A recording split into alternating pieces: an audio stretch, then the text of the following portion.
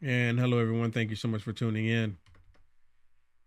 The first 100 days, the first 100 days, technically is 99 days, but I'm learning that they celebrate the first 100 days the day before the 100 days, which is a little weird to me, I guess, because I never really paid attention to it. Doesn't matter. President Trump, again, in my personal opinion, as I've said many times before, is the greatest president we've had in this country. And it's a miraculous time to be alive, to see all of this unfold the way it's unfolding. But we're going to talk about the first 100 days. And of course, the radical left, the Democrats, they're all saying, it was the worst 100 days ever. It was the worst 100 days ever.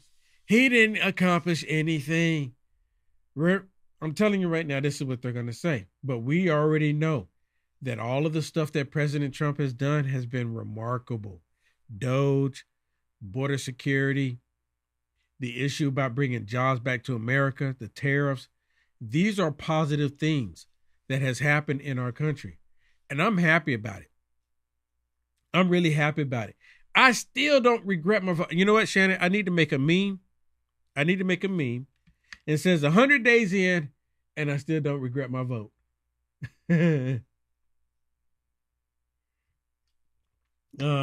What do you think? What do you think? What do you think? You like it? You like it? Okay. We do have some stuff so this is actually would help a lot of people, Shannon. And thank you so much, Shannon, for creating these. So my producer, she created these right here to go over the first 100 days of President Trump accomplishments. And this is what the radical media, the radical liberals, will not talk about. President Trump's first 100 days, first wonderful 100 days. And these 100 days came by really quick, Shannon. I mean, my goodness. So fast. Trump signed 139 executive orders within the first 100 days, surpassing previous records. He reinstated a policy requiring federal agencies to eliminate 2 regulations for every new one introduced. I didn't know that. That's phenomenal. The Department of Government Efficiency, DOGE, led by Elon Musk, was established to streamline federal operations and reduce bureaucracy. This is just one of them. And so I have some more I want to share with you. And if you're just tuning in right now, please hit the thumbs up. I don't know. I can't stress it enough. You hit that thumbs up. It really helps out with the algorithms, and you'll be blessing me by doing so. All right, here, I think we got another one here. Did it switch on me? No, it didn't switch.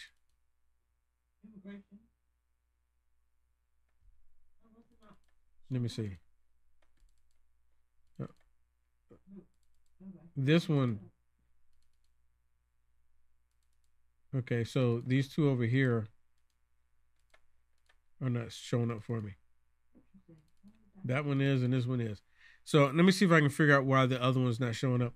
But here's some more here. You want to read these, Shannon? Read these for me. Sure, yeah. So Trump take your time while I'm getting this other one, trying to figure out why this is not working. So energy independence and economic growth. Trump withdrew the U.S. from the Paris Climate Agreement and rescinded various environmental regulations. You know, Biden had put his back in, and Trump had to pull his back out. And then he declared a national energy emergency to boost domestic energy production and reduced costs. You know, under President Biden, he eliminated us from being the number one exporter of energy. Well, Trump, he's coming back in and making us the number one again. You know, Trump is calling this. You're talking about the number one exporter of natural resources. Yeah. Gas. Well, natural gas. Yeah. Trump said that this is going to be a golden age for America. And then significant private sector investments were secured, including a $500 billion AI infrastructure project. That's pretty awesome.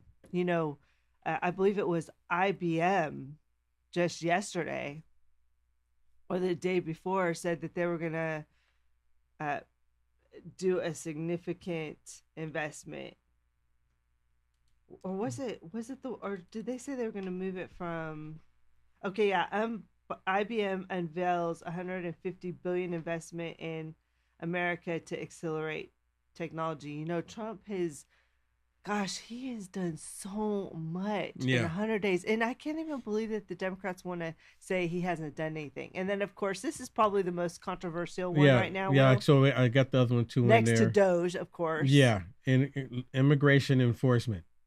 Within the first 100 days, the Lake and Riley Act was enacted, mandating the detention of certain immigrants charged with crimes. Right? Executive orders were issued to block asylum seekers designated drug cartel as terrorist organizations and initiate mass deportation. A national emergency was declared at the southern border, leading to the deployment of the U.S. military forces on our southern border. This is great. Within 100 days. Within the 100 days. But you know, this is information that the Democrats don't want you to pay attention to. This is the information that the Democrats want to go, he didn't accomplish anything. There's nothing there. But because if you remember, Trump inherited the worst border He sure did. and illegal immigration in American history. In American history. And Trump fixed it in 100 days. What's the number of shutting down the border? What's the number of illegals coming across the border right now? I don't even know. I guess we could look it up, but they said it's at the lowest. It's the lowest in the history. Yeah. American history. The lowest. And of course, the Democrats, they don't like it. They don't like it at all. All right, so we have another one here. So this one is promoting traditional values. Huh? Isn't it show up? Why is that not showing up? Yes. Yeah, I'm not sure why it's not showing up. There we go. Oh, there we go. There it is. Promoting traditional values, and executive orders were signed to eliminate DEI, diversity, equity, inclusion. This is great. In federal agencies. Mm-hmm. Programs and federal agencies. Absolutely great. Policies were implemented to affirm traditional gender identification, identification, and in remote practices in federal offices. What? Yeah, identification. Everybody had to come back to work. So and I keep bringing this up. The very fact that President Trump had to do this is like weird, right? This is year 2025. I mean, did we forget about humanity at some point? I mean, humans are humans, and there's only a certain way. Humans don't have 4 legs. I'm just telling you right now, humans do not have 4 legs, regardless of what they're saying. Affirming traditional gender identification. Oh, I got right? confused with the 4 legs. Yeah, I mean, it's just the point. Oh. It's just the point. Humans don't have 4 legs, but the left, they try to say that, you can be all these things how you feel. You don't have 4 legs. The State Department was directed to fly only the American flag at embassies. I remember that took place. And the Democrats, they got upset with that one too. They were angry because they want all of that wokeism. They want all that wokeism. They're concentrating on that wokeism. Yeah, because some places were flying the LGBT flag or... Yeah, they were just flying. They were flying flags of everything. Oh, we'll put the American flag over there, but then we'll fly all these other flags. All right. Sometimes they put them together. Sometimes they even put them on the same pole. At one point, I saw one flag, and I should have gotten a picture of it, where they had it flag, whatever it, I'm not going to say it, and then they had the American flag beneath it. Completely disgusting. Completely disgusting. Well, I do have a couple clips for you that I want to share with you. And this is, of course, look, to go along with you see that? See that? There's even the fact that President Trump had to tell people what this is again. I mean, you can't make it up. You can't make it up. But I want y'all to listen to this. This is, of course, Scott Jennings on here, and he's talking about the first 100 days. And of course, these Democrats, they're completely bonkers when it comes to President Trump's success in these first 100 days. Listen. Immigration, being tougher on it.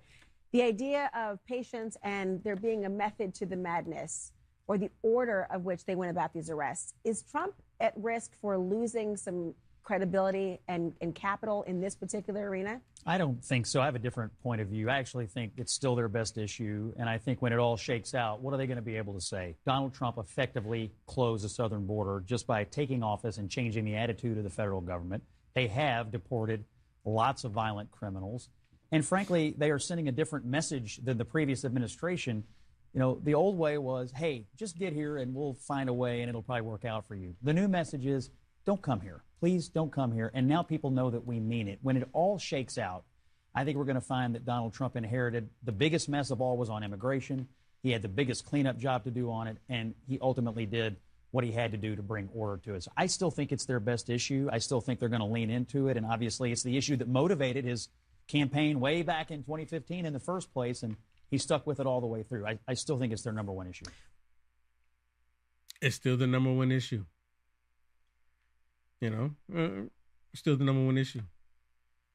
I'm glad of everything that President Trump has done. And I'm over here and I'm looking in the comments and on the different platforms. And I'm telling you right now, everybody is excited what President Trump has done so far.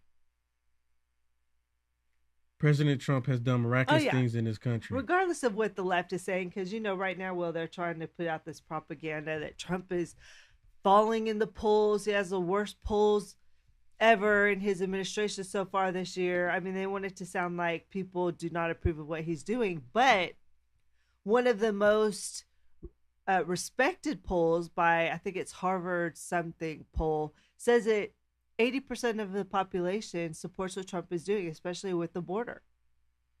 Now, of course, the left, because they hate what Trump is doing with the border, they're not going to promote that poll. No, of course not. Everywhere you listen, they're like, oh, he's doing so bad. Well, it's funny how they're not promoting their poll numbers, because their poll numbers for the Democrat Party are all-time low. Literally, even for their base, cannot stand what the Democrat Party is standing for right now. 100%. 100%. All right. So just to show you how much they're upset with President Trump's first 100 days. Remember yesterday, actually, before I show this, let me show this to you. Remember yesterday, Shannon, when the Democrats were upset with President Trump for having this on the White House lawn? You remember this? Oh, yeah. Did y'all see this yesterday? I played it yesterday. So President Trump had 100 days, 100 pictures. Now I'm making the connection here why he did 100 of them. Because there was because there's way more than 100. I mean, they've apprehended more than few thousand actually of these terrorists and these illegals that are in the country. But President Trump purposely had 100 of them on the White House lawn. And now it's coming together. Now I'm starting to get it. He put 100 of them because it's 100 days, and he's throwing his accomplishments in their face. Well, Caroline Levitt, she went around and she recorded these, right? And you can see all their pictures. And depending on how well you can see it, you can see some of the crimes. You can see all the crimes that each one of them committed and that they've been arrested, right? It's no secret. We already know that they're here. We know that they've been committing the crimes. It's no secret. Why do you need to hide it? See, the Democrats, they don't want people to talk about it, just like they didn't want people talking about the people coming across the border. So then they tried to hide it. So President Trump, he put all of these out there on the White House lawn, which brings me to Jake the Snake. Listen to Jake the Snake as he's talking about President Trump's first 100 days. And of course, he's talking about those 100 photos that are on the White House lawn. The Trump administration is approaching its first 100-day mark with a full court press on the issue of illegal immigration. And they really don't want you to miss it. So they subtly and tastefully decked the White House North Lawn with dozens of yard signs featuring photos of people that the Trump administration claims are in the country illegally. You hear this? The Trump administration claims that they're in the country illegally, which yesterday, what was it? Was it MSDNC? Who said it yesterday? Yesterday, where is it at? This one here. Yesterday, hold on, I'm going to come back to this. I want y'all to hear what they said yesterday. They're claiming that the White House was claiming these pictures were. White House has put up about 100 posters of what they say are unauthorized immigrants. Remember that? Yesterday, this was on MSDNC. They said that it was unauthorized immigrants. They're reporting that the White House is putting that information out, that they were unauthorized immigrants. This is what they were saying yesterday. Today, you have the Communist News Network with Jake the Snake, and he's saying what? Tastefully decked the White House North Lawn with dozens of yard signs featuring photos of people that the Trump administration claims are in the country illegally. So which is it? Which is it? MSDNC we already knew that they were lying, but here's CNN saying that they're claiming, the White House is claiming that they were here illegally.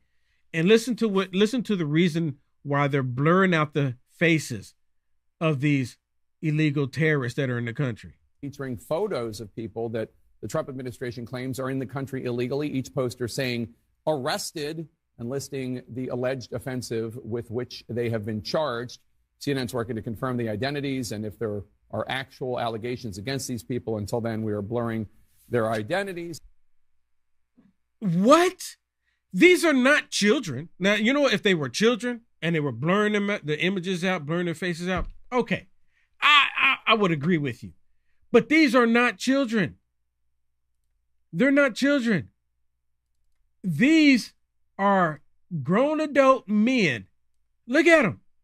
See, this is what they didn't want you to see. Make it make sense. They didn't want you to see this. These are men. These are not children. MS-13. I mean, read some of the stuff that they've been arrested for.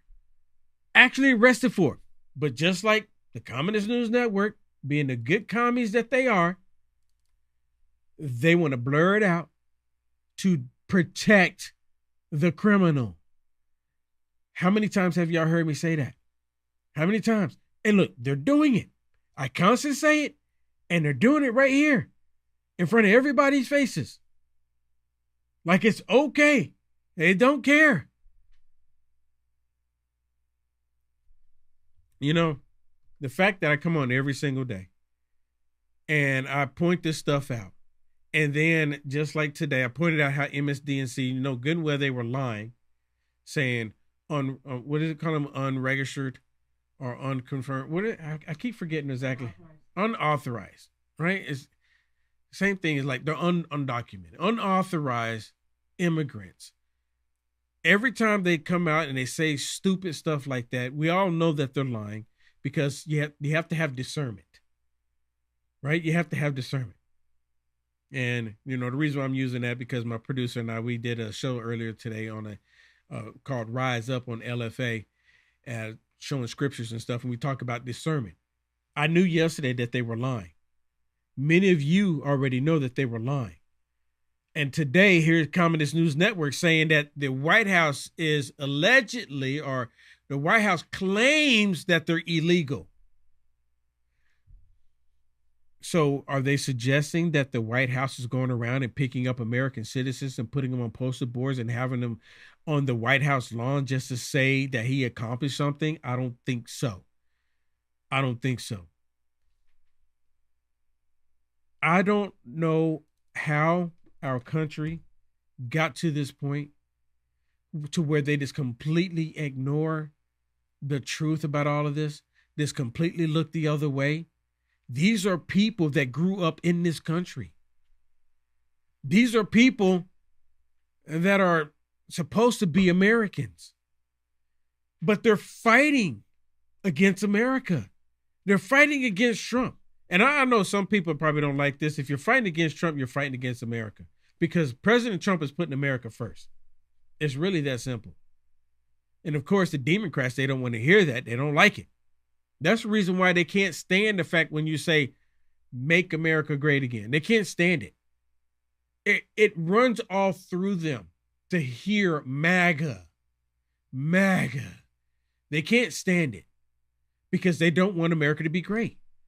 And just to let you know, MAGA simply means make America great again. There's no other meaning to it. Nothing. Except for the radical left, they add extra stuff to it because they don't want America to be great. But there's absolutely nothing else to add to it.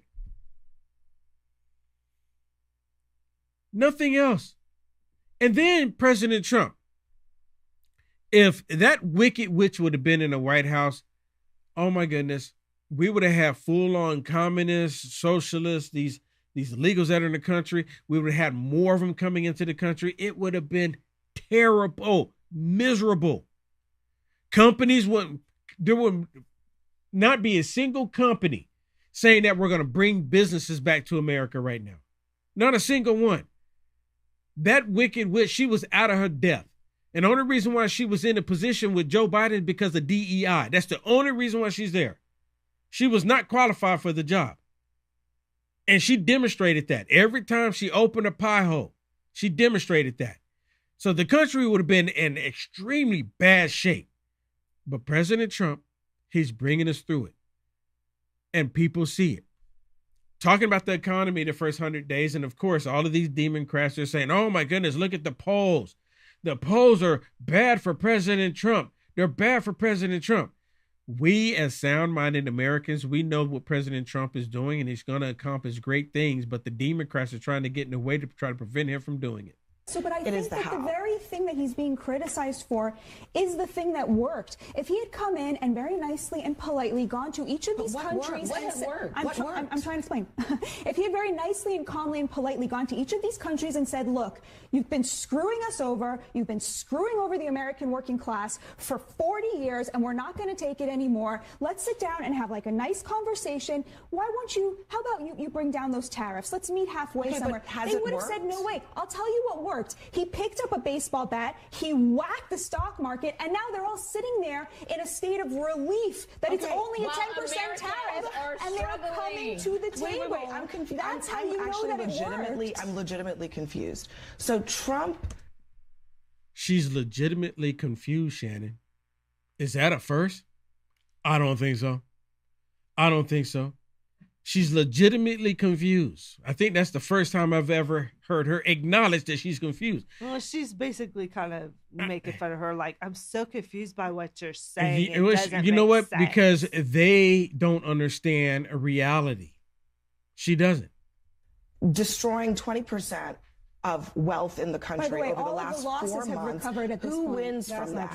Who wins? Let me give you the date on the losses. April 3rd was the meltdown. Let me give you the data. Hold on, Kevin. Don't interrupt me. I want facts. Who benefits? You see, Kevin, he's a numbers guy. He knows the numbers. And the reason why Abby doesn't want him to interject right now, because he was going to put out facts about the economy, the numbers. And Abby has an agenda to push here because she doesn't look. Her whole objective is to try to make whatever President Trump is doing negative, make it look bad, even though it is positive. President Trump could come out with the answer to world hunger, and she'll find some kind of way to try to discredit it. Benefits when the stock market drops and people lose value in both their investments and also now to in get terms of the a companies. deal. So yeah, it's been 4 weeks and we don't have a deal yet. They're working. They're very close to announcing them. India and Vietnam both announced tariffs on China. You think they would have done that if Trump hadn't shown that he was serious about standing up for the American working class and that he doesn't work for Wall Street? Again, you're explaining it to Abby, but she just said she's legitimately confused. It's going in one ear and not the other. It doesn't register for her that these countries are coming to the table Mr. President, President Trump, we want to work with you. We want to work with you. We don't want the tariffs. President Trump understands the tariffs and how to utilize them for the benefit of the American people. Actually, there was a video yesterday. Let me see if I can go to it. What President Trump said about these tariffs. And we'll come back to this. I want y'all to listen to what President Trump said here, because President Trump is still working to get rid of the Internal Revenue Service. Can you imagine how wonderful that would be? I mean, my goodness. Listen. And we're going to make a lot of money, and we're going to cut taxes for the people of this country. It'll take a little while before we do that, but we're going to be cutting taxes. And it's possible we'll do a complete tax cut, because I think the tariff will be enough to cut all of the income tax. Now, we have a lot of debt that's been left to us, unfortunately, over many years. We'll take care of that. But the tariffs, if people only understood the tariff, we're going to be giving people of this country a tremendous tax cut. And we're going to start with people making less than $200,000 a year. Yeah. So you hear this. So, of course, you have Abby. She doesn't want to hear any of that. She doesn't care. The Democrats do not care. And people, look, I'm still learning more and more about these tariffs and how they work and how President Trump can utilize them. When President Trump said he gave a direct order to the rest of these countries throughout the world that you need to get on board or else I'm going to implement these tariffs. I didn't want to bring it up yesterday. I want to finish this one here.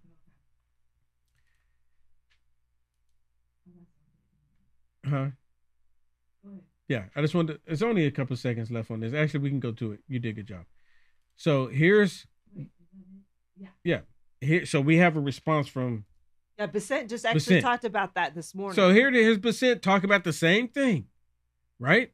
Look at this, real time. Just got this. Watch this. On tariffs, the president said over the weekend that we are hoping that maybe tariff revenues could replace income tax. But we also keep hearing about the deals that the administration is pursuing. So my question is, what is the White House's ultimate objective here? Do you want to have long-term tariff revenue or deals that might reduce those tariffs? I think it's a combination of both. So we're going to take in long-term tariff revenue. We put a process in place. We have 18 important trading relationships. We will be speaking to all of those partners, or at least 17 of them, over the next few weeks. Many of them have already come to Washington. What President Trump is referring to is the ability for tariff revenue to give income tax relief. And I think there's a very good chance that we will see this in the upcoming tax bill. The president campaigned on no tax on tips, no tax on Social Security, no tax on overtime, and restoring interest deductibility for autos, for American-made autos. So tariff income could be used for tax relief on all of those immediately.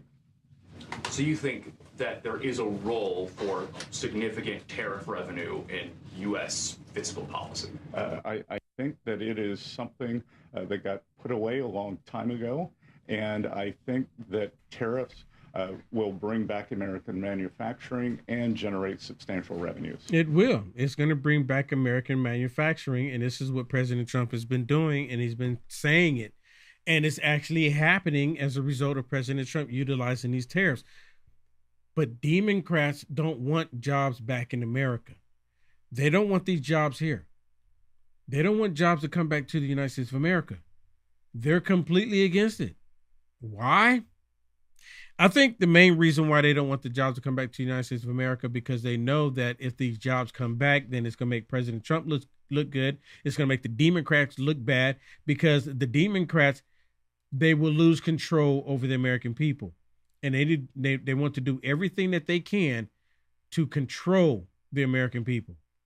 Okay, so Caroline Levitt is actually live right now at the press conference, and we're going to go to that right now. Entire administration, there are working moms and dads who are owing our country public service for President Trump while raising young families. And the president really empowers us to do that. And I commend him for that. He doesn't get enough credit for it. But as for the president is implementing policies every day to uplift young families and young people. He talked so much about young people and talked directly to young people so much on the campaign trail. It really, I think, inspires him when he is around young people and a young audience. And he wants to restore the American dream for the next generation, not just our generation of young folks, but our children and our grandchildren. What does that look like? Home ownership, the ability to afford a home, to live, to have a good paying job. That's part of this effort to onshore jobs, because you have an entire generation going to these incredibly expensive and liberal higher education universities, coming out saddled with debt and then unable to get a good paying job. The president wants to put an end to that so that young people can provide for their families and truly live the American dream. So to young people around the country, the president hears you, he sees you, he loves you, and he wants to uplift you. And all of the policies he's implementing every day are to provide a more prosperous and safe and free America for future generations. You're welcome. Sure. Hi, Caroline. you Thank too. you so much for the time. Sure. Tagging off of Link's question about young people, one of the most pressing challenges for Gen Z right now is the lack of home ownership. As of 2025, I believe the median age is 38 years old of first-time home buyers, which is, a hindrance to starting families for a lot of people. How does the Trump administration plan on tackling this in the next 4 years? It's a major issue. As you mentioned, that's directly impacting young people and young families. And the president is, I think, tackling it head on already. The reason that homes have become so unaffordable is because of the massive inflation crisis caused by the previous administration. Not just the cost of a home, but everything that goes into building a new home went up and through the roof, right? We also saw mortgage rates reach incredible highs under the previous administration. So a few things. The president wants to bring down the cost of living, which he is already doing, as I mentioned in my opening remarks, which will increase our supply of homes across the country. But he also wants to bring down mortgage rates and interest rates to make it easier for young people and all people to borrow money, to take out those loans, to buy your first home. And so we got to increase the supply, bring down costs, and bring down interest rates and mortgage rates. And by the way, those are all things the president successfully did in his first term. When he left office, inflation was a record low, 1.4%. Interest rates, mortgage rates also hit record lows in his first term. So this is a proven economic formula that works. It takes time to get there. We are in the process of the golden age. The president and the admin are slashing regulation every day, cutting red tape, cutting costs. And we need, again, Congress to pass those tax cuts to put more money back in people's pockets so they have greater purchasing power as well. You're welcome. Sure. Teresa Nwuka with Independent Women and WMAL. Oh, great. We love working with the administration to really tout policies that work for families and work for small businesses in this country. Next week is Small Business Week, and I know that the SBA will be, championing all the small businesses, the millions in this country, almost half of which are women-owned. But I'd love to find out what the president feels about independent contractors who are not typical W-2 employees, not 9-to-5 workers, but who hang their own shingle. They're 1099 workers. We saw the Biden administration really try to crack down on that small business entrepreneurial spirit. And we're hopeful that the administration would overturn what the Biden administration did and maybe even work with Congress to pass some lasting changes, codify some lasting changes that would protect, your ability to be self-employed, your ability to be a small business owner. Well, the president is a businessman at heart himself, right? He's a real estate developer.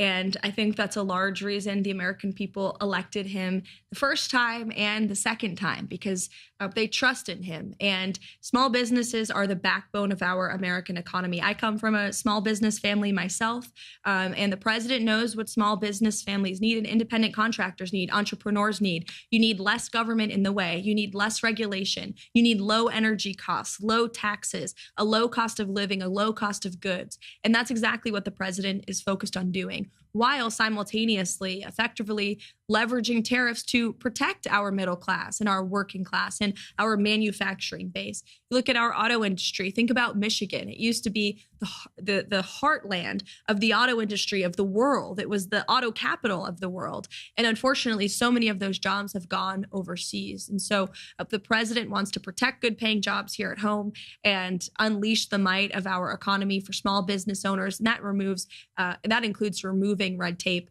and cutting taxes. And as for independent contractors and what the president would hope to do with Congress, we'll definitely check back in on that and get you an answer because it's an important question. You're welcome. Sure. Hi, Will Upton, the National Pulse. You kind of gave us an overview of negotiations between Ukraine and Russia 100 days in. What would the next steps look like, though, if we don't reach an agreement by, say, this summer? And also, can you give us an update on the rare earth minerals deal with Ukraine? And is there any kind of response from the administration to Greenlandic Foreign Minister Vivian Motzfeldt and some of her comments about maybe seeking aid with China? Sure. To your first question about the critical minerals deal, the president is confident that will be signed. Ukraine needs to sign it. They should sign it.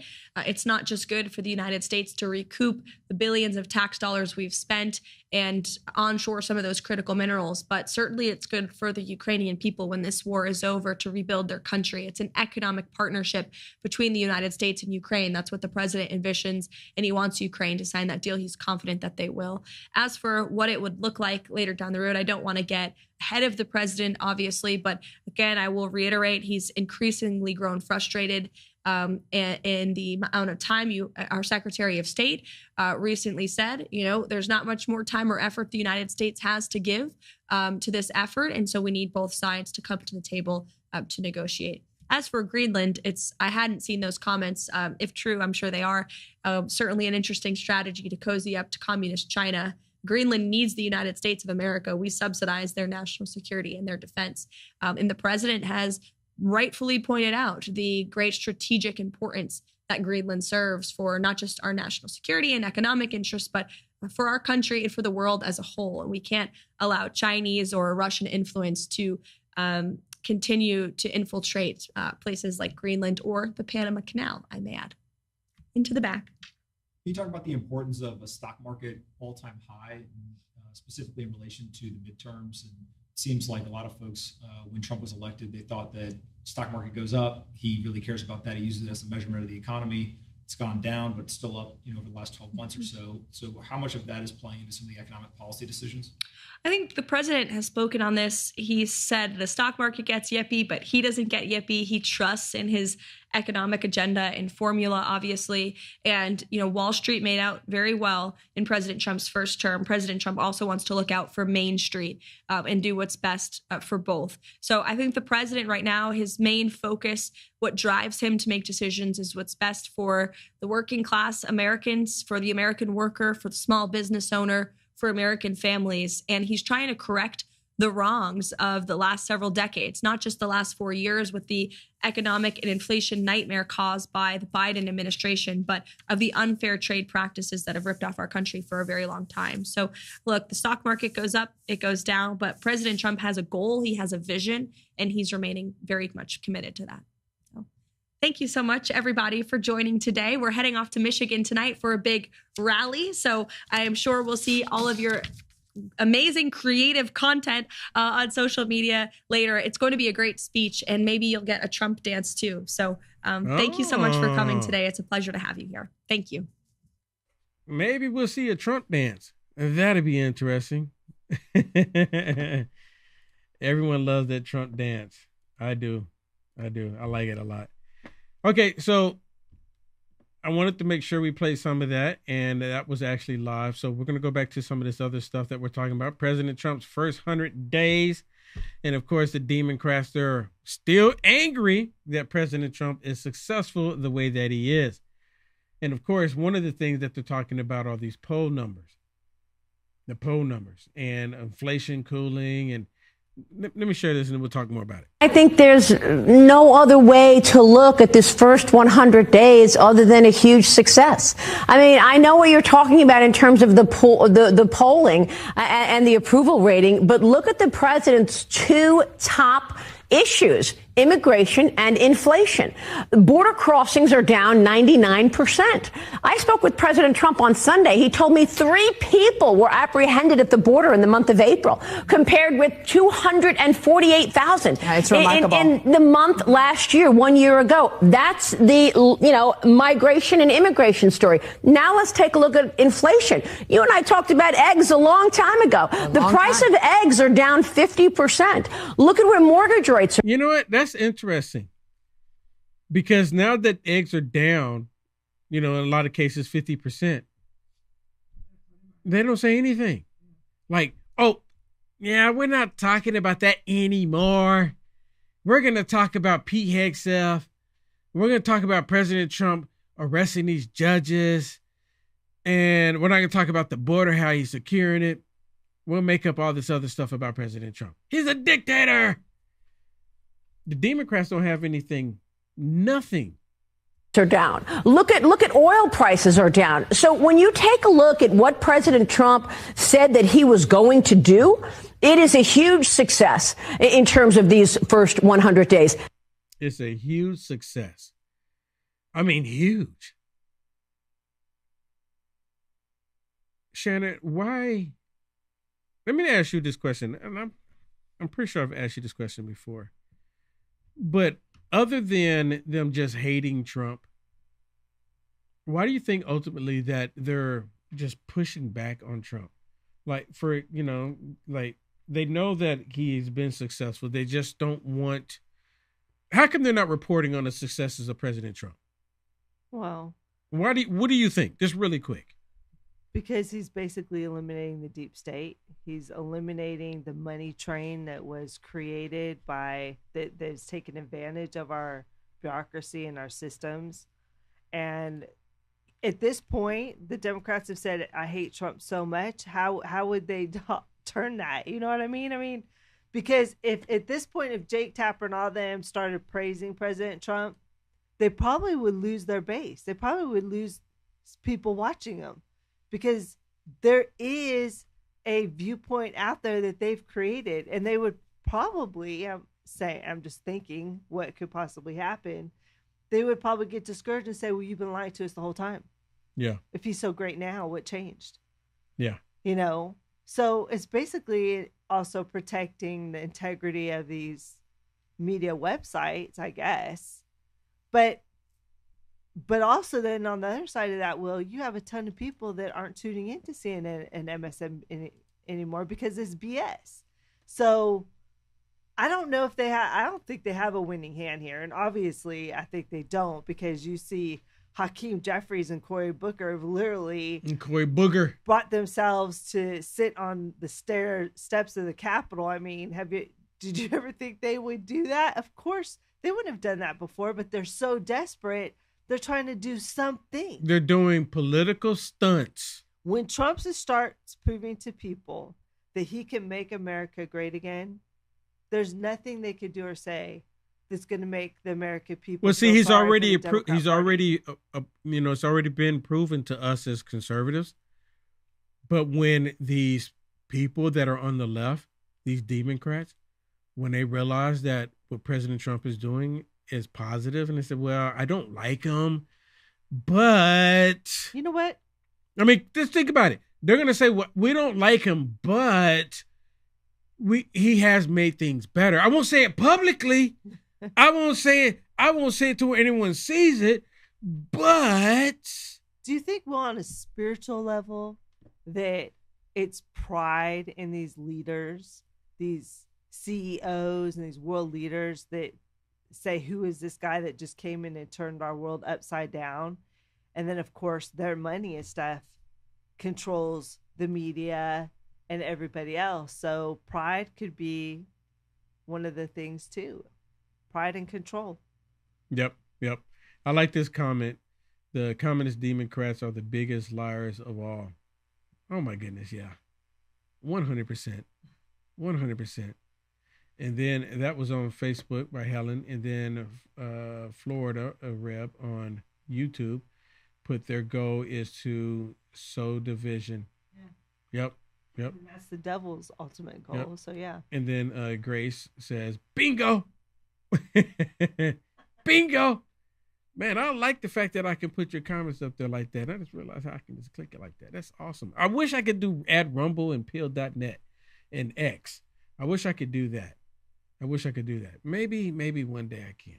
We'll work on it. So I got some more I want to share with you. Now, this one is with these radical liberals. I want y'all to listen to this because it proves exactly what I'm saying. They refuse to acknowledge President Trump and to give him any credit for the work that he's done, the successes that he's done. Listen. Poll numbers are consistently bad right now. I mean, they have moved downward even on issues that he ran on, like cost of living, immigration, and he wants to project strength and joy or something. I don't even know if it's joy, just strength. This is an age-old tactic in White Houses, right? We're going to tell everybody everything's great. That's what he kind of said in the interview. He seemed to try to be attempting to project that. They're doing other interviews. Why do you, is that really his mental space, or is this sort of a tactic from the White House to just try to project that? So a couple of things. One thing about, I think he is trying to project strength. I think one reason he specifically brought us in at The Atlantic and included for the second interview, Jeff Goldberg, the editor-in-chief, was it was a little bit of game respects game. He had said in his second Truth Social post that Signalgate was somewhat successful. So Jeff asked him, what did you mean by that? Did you mean that we revealed, You hear that? What I just say about Pete Hegseth? See, they're calling it Signalgate because the name of the app is called Signal. So they're calling it Signalgate. There's nothing there. It's a nothing burger. But the Democrats are trying to make something out of nothing. There's nothing there. Signalgate. Operational security flaws that the administration has now fixed. And President Trump basically said, no, you were successful essentially because you got publicity for your story and you really owned that news cycle. And again, that's another window into the president. And also when we were there, he was, and people who know him know this, he has the capacity. He was charming, he was charismatic, and his goal in that moment was to win us, and most specifically Jeff, over. So that was one of the reasons he did it. But we did put the question to him. We said, look, the first 100 days have sort of been the easy stuff, so to speak, right? It's these executive orders. You come in. Now we're in the middle of tariffs, waiting to see what happens after this 90-day pause. The war in Ukraine still isn't over. Are we getting into the hard part? And his answer was interesting. He said, it still feels softer. And by that, he meant compared to his first term, it still feels, I don't necessarily know in his heart how strong he feels, but for him and his team, it still feels so demonstrably different than the Trump who came in 2017. You know why? Because President Trump is not playing around. And it doesn't register with the Democrats. See, they want Republicans to be like Bush. How many of y'all like Bush? I voted for Bush. I'm just letting you know. His second term, I did vote for Bush. But they want Republicans like Bush. They want these Rhinocrats. They like Liz Cheney type. That's like Bush. They like Adam Kissinger. They call themselves Republicans because it's all part of the establishment. And they're upset because President Trump, he doesn't listen to the bureaucrats. He's not controlled by anybody, and they don't like it. Now, if he was controlled, then they would probably be loving him right now because he would be looking, to help out the bureaucrats and looking out to help the actual filthy rich in this country and not making America great. I guess long as President Trump, if he were to get on this whole tip about not making America great and helping America collapse, then they would probably be like, we'll give it a pass for everything that he's doing, but they're not doing that. You know who's getting it? You know who this guy is? Chuck Todd. Chuck Todd. He's almost like reminding me just slightly, Bill Maher. The light bulb comes on and then it dims right back out. Chuck Todd has a light bulb moment in here. He's a total radical leftist, communist, socialist Democrat. But the light bulb comes on. And the only reason why the light bulb is coming on is because he sees what's happening to the Democrat Party. And be honest with you, I don't want Chuck Todd telling him. What he's saying in this video to the Democrats, I don't want him telling them because they just might wake up to what he's saying and realize what they've been doing is not working. But you have people like Cory Booker, Hakeem Jeffries, Rashida Tlaib, Ilhan Omar, AOC, Nancy Pelosi, Maxine Waters, Chuck Schumer. These are straight up total radical communist democrats. And they're still pushing the same agenda, thinking that people will finally come around to believe in their nonsense. Listen to Chuck Todd. This is a light bulb moment because he's telling them the truth. You know, if Coca-Cola had a bunch of people no longer drinking Coca-Cola, you'd want to actually go interview people who used to drink Coca-Cola and ask them, how come you're not drinking Coca-Cola anymore? I don't get the sense of that at all. There's still this idea, oh, no, if we just sell it better, if we just do it better. And then on the last comment, it's just kind of interesting. I do think what happened to the Democratic Party is they kept comparing Biden to Trump rather than Biden to what a president should be able to do. And I think it was like, well, Trump's kind of out there and it's good enough to go against Trump. Well, no, like that shouldn't have been but I do think whatever that explanation is, I think it all had to do with them judging Biden through the prism of, well, Trump's sort of out there, so it's good enough for that. Shannon, this is exactly what I've been saying. Do you think, no, there's no way that Chuck Todd's been watching Will Johnson? Because, you know, I make this point that the reason why the radical left believe that they can come out and be as radical as they are is because what they saw what President Trump has done. President Trump came in and he didn't basically do away with the Republican Party, but he reformed it. He brought the Republican Party back to its original roots, fighting for this country, fighting for both Black, white, Hispanic, all Americans. And that's what the Republican Party is about. And he just made the point, what I've been saying for over a year, Shannon, for over 2 years, that they believe that this is the time for them to come out and be extremely radical because they see what President Trump is doing it. So then we can do it. It's the polar opposite of President Trump. And isn't it interesting that Trump, who used to be a Democrat, yes, decided to be a Republican and change the Republican Party? Yes. Maybe because there's just resistance in the Democrat Party to change. And their politics today are about social issues.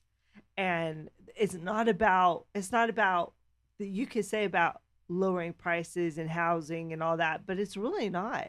I mean, it's all fighting against like oligarchy. Come on. And it's the oligarchy saying they're fighting against the oligarchy. They're about control. They want to control the people. They want big government, not less government. And Trump kind of saw that and he's like, you know, I'm not going to change the trajectory of the Democrat Party, but the Republican Party already aligns with my idea. So I'm going to go to the Republican Party. I'm not saying that's what he said, but it's interesting that he chose the Republican Party for his agenda. Well, one of the things that I've noticed is that President Trump, and he said it multiple times, is that the Republican Party is the party of common sense. Yeah. The Democrat Party, they've gone so far left, so radical, that there's people inside of the Democrat Party that are questioning, what are we doing? I mean, look at what are we doing? Bill Clinton. Yeah, look at Obama. They actually cut bureaucracy. Yeah. Nobody complained to them about that. Literally, Obama is still to this day so far the number one deporter of illegals. Yeah. And of course, Chuck Todd is saying, look, people, what we're doing right now is not going to help us. No, it's not going to help us in the future. So I understand, you know, why Chuck Todd is saying what he's saying. He's been speaking out against the Democrat Party. He's trying to get them to wake up. Like, you've got to get off of this. You got to get off of this. Who can change their mind? Do you think they're not going to? But they're doubling down. That's the problem. They're doubling down 100%. On their insanity, thinking that, well, this is how we feel about things and this is what we want. Ashley Allison, what do you think? Look, in 2022, after the midterms, I said, if you want to run for president and be the Democratic nominee, anybody who wants to run should be able to run. Unfortunately, a couple people, but Dean Phillips. Right, Dean Phillips stepped up. Democrats, we should have had a primary for this midterm election.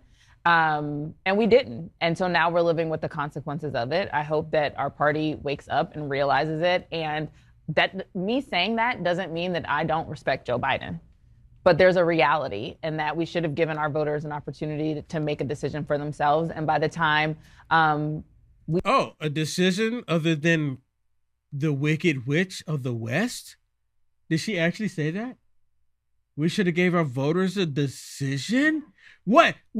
You mean democracy? Really? Now you want it? No.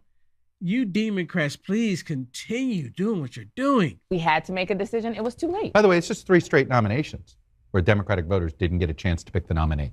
The elites picked Hillary Clinton, the elites picked Joe Biden, and the elites picked Kamala Harris. There was no actual set of voters who felt like they had a say in this. Wow. I didn't see to the end. Oh, you didn't see that part? That is amazing. He's said literally in who picked Kamala? Who picked Kamala Harris? Who picked Joe Biden? Yep. Who picked Hillary Clinton? The elite. The Democrat Party. The elitists. Is the party the of filthy the rich bureaucrats. Nope. We don't care what the people say. This is who we want. Yeah. And this is who we're going to bring in. Wow. I mean, that blows my Chuck mind. Todd, I told you, light bulb on. But you know what? Yeah, the light bulb on moment. But the only reason why the light bulb is on because he's saying Democrats, wake up. And now they're with them doubling down. They're doubling down with David Hogg. David Hogg said that he's going to primary any Democrat that's not radical like AOC and the rest of them. Yeah, and they're going to be 30 or under. Yeah, 30 or under. 30 or 35 and under. Yeah. He's going to well, he got $20 million right now to primary them. $20 million, he said, to primary them. I mean, just wow. Midterms is going to be interesting for that party. Yeah, I like what Helen said. Creepy Joe, Jim Crow Joe 2.0. I said 2.0 part. Was installed like a toilet. And you know what? They utilized that toilet a lot. They kept flushing it, trying to flush down the country. See, and that's interesting too, because the Republican Party, the first time that Trump ran, literally how many people were on that stage? It was ridiculous. So many people were fighting for the presidency in 2016 on the Republican side. Yeah. Do you remember that? Yeah. And there was really good candidates. Yeah. And then the Democrat Party, they had trash for candidates. I think their best candidate probably would have been Tulsi Gabbard, who, by the way, left the Democrat Party. Right? They had Klobuchar, Warren, Kamala, what's his name? Bernie. I mean, that's Pete Buttigieg. Yep. These are literally what they had in 2016. 2020, like you said, Biden was installed. That they had. I like this this comment from DC. DC says, when are the Republicans going to push term limits? That's a good question. I have a pet peeve right now with these Republicans on Capitol Hill. To me, they're not doing their jobs. They're not doing their jobs. Quite honestly, they shouldn't have taken 2 weeks off. They're not doing their jobs. Why? And then you know what? And I wasn't going to play it, so let me squeeze this in here really quick. Here's Mike Johnson. Like, oh yeah, we're working really hard. This is irritating me to no end. Every single executive order that President Trump has signed, they should have turned it to a bill. Every single one. 139 executive orders, they should have pushed through 139 bills. Why not? Few weeks is going to be critical. We're working on the big, beautiful bill, the reconciliation bill. A lot of work's gone into this already. We've been working on it for over a year, and now is game time. The big developments will be coming together. We're excited about that. I think it's going to be a great piece of legislation. It's going to solve a lot of problems. It's going to be turbo fuel, a turbo boost for the economy, and we're looking forward to getting that done. So my question is, he's talking about this one bill. Can y'all tell me in the chat, what have they been doing up until now? It's been 100 days. Were they not sworn in 100 days ago?